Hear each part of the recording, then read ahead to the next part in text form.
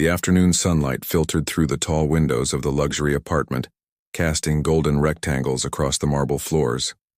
Iris Blackwood pushed open the door quietly, balancing a box containing a carefully crafted anniversary cake. 3 layers of lavender and honey, Damien's favorite, decorated with delicate sugar flowers she'd spent hours perfecting. She'd left the bakery early specifically for this. 3 years of marriage deserved celebration, and despite Damien's increasingly long work hours, Iris was determined to reconnect with the man she'd fallen in love with. The man who used to trace the unusual purple tint around her irises and call her his violet-eyed beauty. "I don't know how much longer I can keep up this charade." Damien's voice drifted from his home office, sharp and irritated. Iris froze in the entryway, the cake box suddenly feeling heavier in her hands. "No, Richard, you don't understand," Damien continued, clearly on a phone call. Marrying Iris was settling. I needed stability for the promotion, someone who wouldn't make waves with the board. But now that I'm established, maintaining this domestic facade is exhausting. The world seemed to tilt sideways. Iris set the cake down on the console table with trembling hands, her heart hammering so loudly she could barely hear the rest of the conversation. "She's sweet, sure, and attractive enough with those weird eyes," Damien laughed coldly. "But she's a pastry chef, Richard. She smells like butter and vanilla all the time. My colleagues' wives are lawyers, doctors, executives. I need someone who matches my status now, not someone who plays with frosting for a living." Iris felt something crack inside her chest. The purple tint in her eyes began to glow faintly, something that only happened when she was extremely emotional, a peculiarity she'd never understood and always tried to hide. "Once the Singapore deal closes, I'll file for divorce," Damien concluded. Quietly, generously. "She'll be fine. It's not like she contributed anything substantial to my success anyway." The phone call ended. Iris stood in the hallway, her entire body shaking. Part of her wanted to run, to pretend she'd never heard those crushing words. But a stronger part, perhaps the strange, inexplicable strength that sometimes surfaced when she was pushed too far, propelled her forward. She walked to the office doorway. Damien was pouring himself a scotch, his back to her, completely unaware of her presence. 3 years, Iris said, her voice barely above a whisper but cutting through the silence like a blade. Damien spun around, scotch sloshing in the glass. His face cycled through surprise, then calculation, then something resembling annoyance. "Iris, you're home early." 3 years, she repeated, stepping into the room. Her eyes were definitely glowing now, the purple tint more pronounced than usual. 3 years of cooking your favorite meals, supporting your career, attending your endless business dinners, and pretending not to notice how you looked through me instead of at me. "And it was all a charade?" Damien set down his glass, his expression hardening. "You were eavesdropping?" "This is my home too," Iris shot back, her voice gaining strength. "Or at least I thought it was." "How long have you felt this way?" He had the audacity to shrug. "Does it matter?" "Iris, let's be honest with each other for once. We were never really compatible. You must have felt it too." "No," she said firmly. "I loved you. Completely stupidly, genuinely loved you.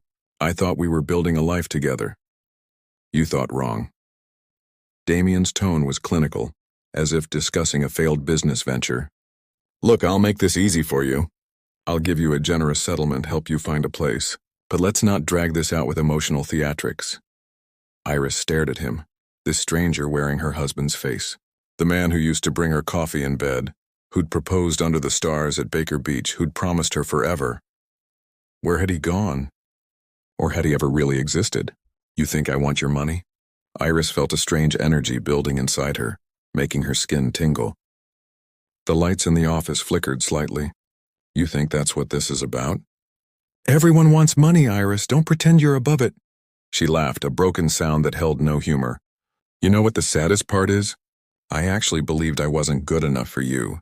Every time you canceled plans, every time you dismissed my dreams of expanding the bakery, every time you introduced me as just my wife, I thought I needed to try harder to deserve you." "Iris, I'm done trying," she interrupted. "I'm done shrinking myself to fit into your neat little boxes. You want a divorce? Fine. But you're going to regret treating me like I was nothing." Damien smirked, his arrogance fully on display. "Regret losing a pastry chef? I think I'll manage." Iris turned and walked out of the office, her movements deliberate and controlled despite the storm raging inside her. She went to their bedroom and pulled out a suitcase, packing mechanically. Clothes, toiletries, the few personal items that actually mattered to her. The wedding photo on her nightstand caught her eye. She picked it up, studying the woman in the white dress who'd looked so happy, so hopeful, that Iris had believed in fairy tales and happy endings. She set the frame face down and zipped her suitcase. Damien appeared in the doorway, watching her with what might have been discomfort. "Where will you go?" "Anywhere I'm valued," Iris replied evenly. She hefted the suitcase and walked toward him. He stepped aside and she paused. "By the way, there's a cake in the entryway.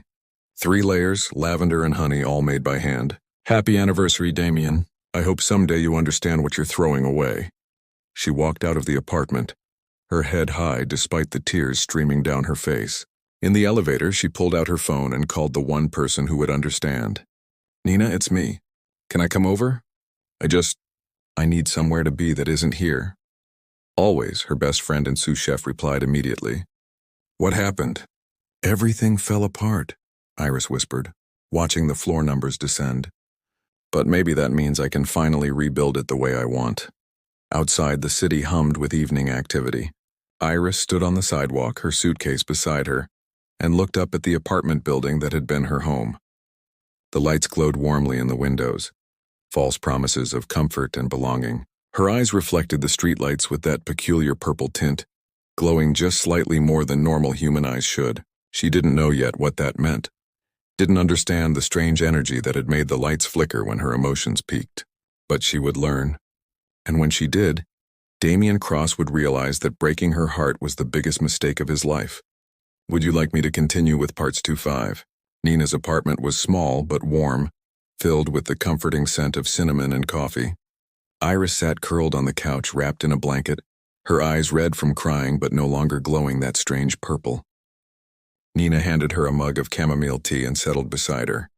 "I can't believe he said those things," Nina murmured, squeezing Iris's hand. 3 years, Iris, 3 years of you pouring your heart into that marriage." "I was so stupid," Iris whispered. "All the signs were there. I just didn't want to see them." "You weren't stupid. You were in love. There's a difference." They talked late into the night, Nina offering the kind of unwavering support that only true friendship provides. Eventually, exhaustion claimed Iris, and she drifted into a fitful sleep on Nina's couch. The dreams were strange, vivid, and disorienting. Iris saw herself standing in a kitchen, but the ingredients around her were glowing, rearranging themselves at her thought. Her hands moved through the air, and molecular structures shifted, transformed, became something impossible and beautiful. In the dream, her eyes blazed with purple light, and she felt powerful in a way she'd never experienced while awake. She woke with a gasp at 3 a.m, her hands tingling with residual energy. The water glass on the coffee table beside her was frozen solid, frost patterns spiraling across its surface despite the warm apartment. "What the hell?" Iris breathed, touching the glass. It was definitely ice. Over the next few days, strange things continued happening. When Iris got angry thinking about Damien, objects around her would move slightly. When she baked at Nina's small kitchen, trying to lose herself in familiar work, the dough rose faster than it should. The flavors intensified beyond normal bounds. Her purple-tinted eyes would glow whenever her emotions peaked. Nina noticed but said nothing, clearly worried but unsure how to address what they were both seeing. On the 5th day after leaving Damien, Iris's phone rang with an unknown number. "Hello?" Iris Blackwood. The voice was female, cultured, with an unusual accent. Or should I say Iris Vane? "Who is this?" "My name is Dr. Celeste Vane. I'm your mother's sister, your aunt. We need to meet immediately. What's happening to you isn't something we can discuss over the phone." Iris's heart raced. Her mother had died when she was 10 and she'd been raised by her father who'd passed away 3 years ago. She'd never known her mother had a sister. "I don't understand." The glowing eyes, the telekinetic episodes, the way you can manipulate matter when you're emotional, Celeste interrupted gently. "Meet me at Golden Gate Park near the Japanese tea garden in 1 hour. Come alone. It's time you learned the truth about what you are." The line went dead. Iris stared at her phone, her mind spinning. Every instinct told her this way. When she opened her eyes, a miniature version of the cake sat on the bench between them, perfect in every detail, complete with delicate sugar flowers. "Oh my God," Iris whispered. This is just the beginning, Celeste said. With training, you could create culinary experiences beyond anything Earth has ever known. Molecular gastronomy taken to levels humans haven't even imagined. A figure materialized beside them, literally shimmered into existence. He was humanoid, but clearly not human. His skin bearing subtle iridescent patterns, his eyes entirely purple with no white visible. This is Zephyr, Celeste introduced. He's a guide from our homeworld, here to help you understand your heritage. Iris vein, Zephyr said, his voice resonant and strange. Your awakening is powerful. The emotional catalyst, this betrayal you experienced, it's unfortunate, but it's given you access to abilities that might have remained dormant for years. So Damien breaking my heart was actually helpful? Iris couldn't keep the bitterness from her voice. Pain can be transformative, Zephyr replied. What you do with that transformation defines who you become. You can let this destroy you, or you can use it to create something magnificent. Iris looked at her hands, remembering how powerless she'd felt in Damien's office, how small and insignificant. But she wasn't powerless.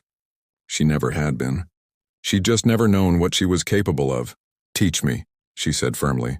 Everything. I want to learn everything, Celeste smiled. We were hoping you'd say that. But first, you need to understand something important. The Luminary Council has rules about revealing ourselves to humans. Your father knew about Lyra because they were married, but otherwise we remain hidden. So I'm supposed to just pretend I'm normal? No, Celeste said. You're supposed to be extraordinary while maintaining plausible deniability. Humans can accept a gifted chef with unusual eyes. They're not ready to accept aliens walking among them. Your bakery, Zephyr added. It could become something revolutionary. A place where you showcase your abilities through cuisine that pushes boundaries while remaining just believable enough. An idea began forming in Iris's mind. Ambitious, audacious, and fueled by equal parts broken-hearted rage and newfound power. Not just a bakery, she said slowly. A restaurant. The most exclusive, innovative dining experience San Francisco has ever seen. Something so extraordinary that everyone who dismissed me will have to acknowledge what I've created. Including Damien Cross? Nina's voice came from behind them. She stood on the path, arms crossed, looking remarkably calm for someone who'd just witnessed impossible things. Sorry I followed you. I was worried. And apparently, my best friend is half alien, which explains so much about the glowing eyes thing. Iris laughed. Genuine humor breaking through for the first time in days. You're taking this remarkably well. Honey, after watching you freeze water with your mind and make utensils float, aliens seem perfectly reasonable. Nina approached the group. So are we doing this? Building something amazing? Iris asked. You think I'm letting you have all the fun? Besides, every genius chef needs a brilliant sous chef to keep her grounded. Nina grinned. Let's show Damien Cross and everyone else what Iris Vane is truly capable of. Celeste and Zephyr exchanged approving glances. Then your training begins tomorrow, Celeste said. We'll teach you to control your abilities, to channel them precisely. And in 6 months, when you're ready, we'll help you launch something the culinary world has never seen. Iris looked at the miniature cake still sitting perfect on the bench, then at her glowing purple eyes reflected in Nina's phone screen, then at the city skyline visible beyond the park.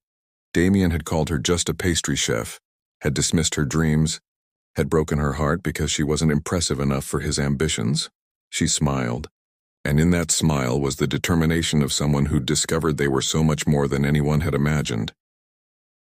Let's create something impossible, Iris said. Let's create magic.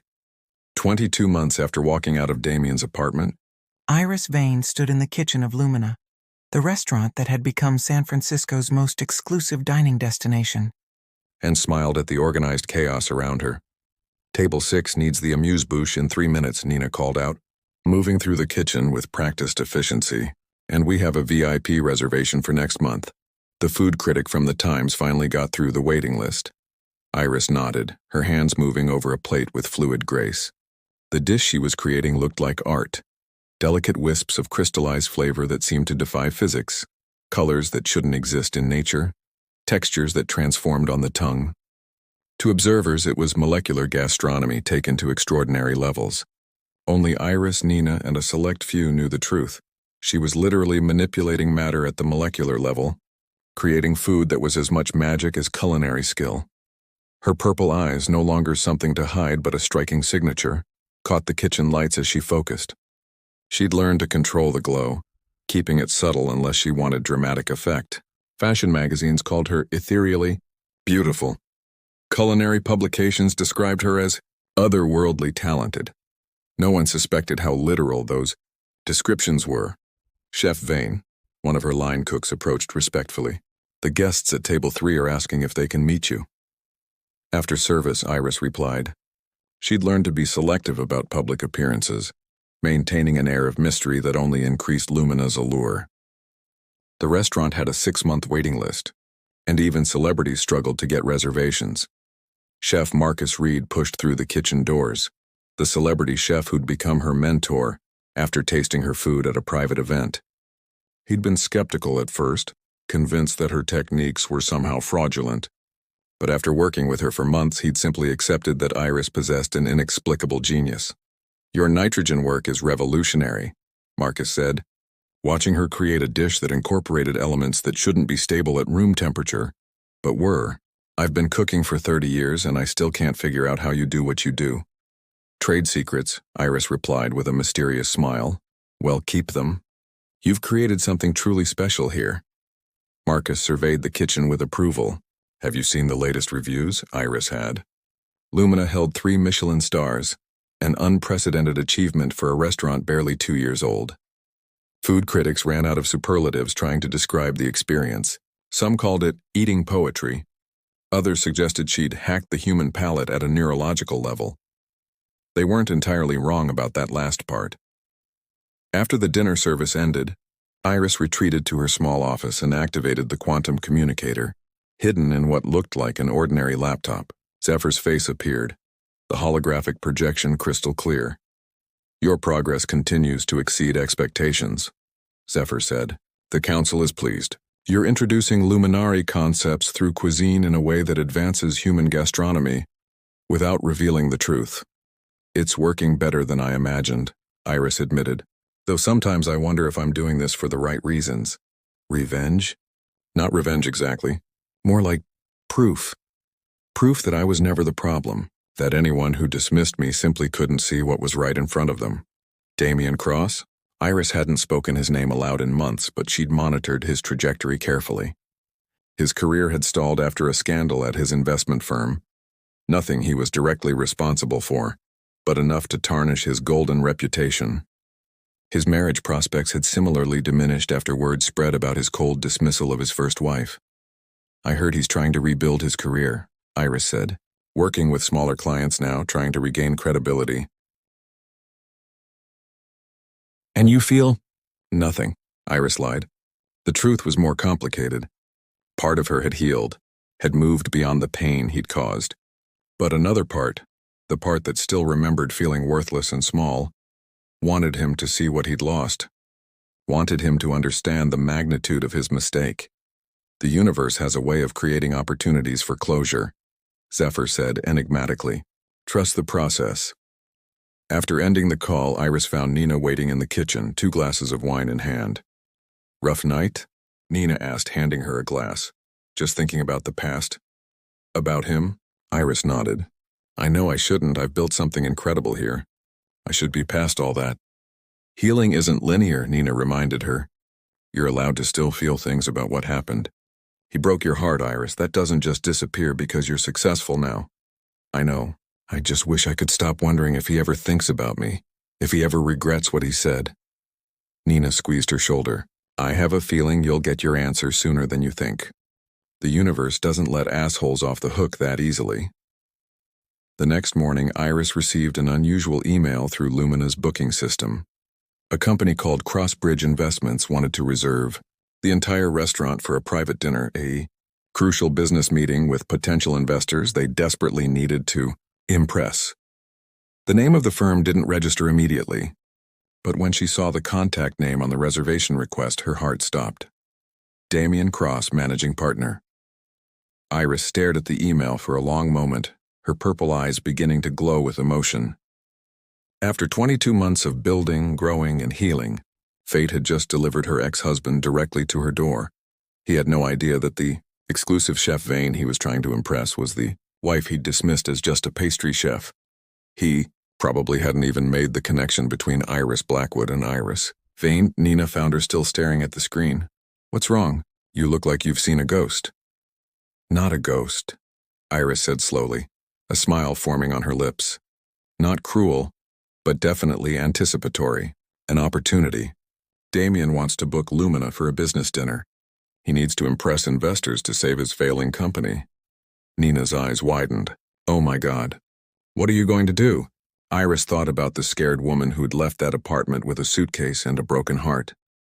Thought about the months of training with Celeste and Zephyr, learning to harness abilities she'd never known she possessed. Thought about every plate she'd perfected, every impossible technique she'd mastered, every review that called her a genius. "I'm going to accept the reservation," Iris said calmly, "and I'm going to create a menu specifically for this dinner. Each course will represent a memory from our marriage. Everything he dismissed, everything he undervalued, everything he threw away. That's deliciously petty." "No," Iris corrected, her purple eyes glowing with purpose. "It's karma. He wanted someone who matched his status? He's about to discover that I surpassed it. He thought I was holding him back. He's about to see what I accomplished the moment I was free." She typed a response accepting the reservation, her fingers steady despite the electricity humming through her veins. "And Nina," Iris added, glancing at her best friend, "make sure he knows that Chef Vane personally oversees every private event. I want him in that dining room when I walk out of this kitchen.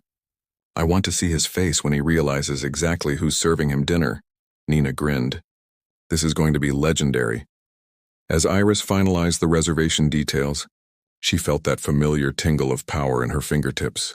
The luminary abilities that had transformed her from dismissed wife to culinary revolutionary.